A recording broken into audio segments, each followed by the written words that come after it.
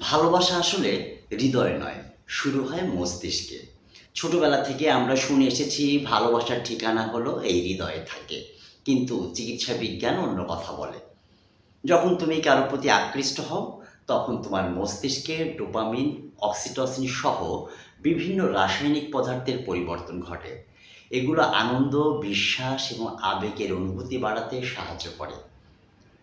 অর্থাৎ অনুভূতির বড় অংশের সূচনা হয় মস্তিষ্কে, এই হৃদয়ে নয়।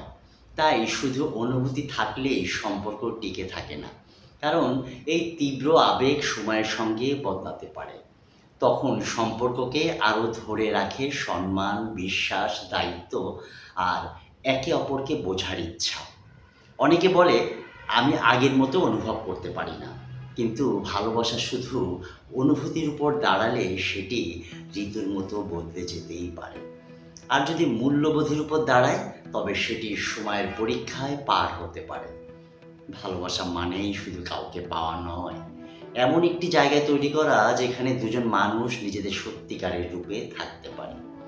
তাই সম্পর্কের সবচেয়ে সুন্দর বাক্য হয়তো আমি তোমাকে ভালোবাসি এটা নয়, বরং আমি তোমার পাশে আছি, এটাই সবচেয়ে সুন্দর বাক্য হওয়া উচিত।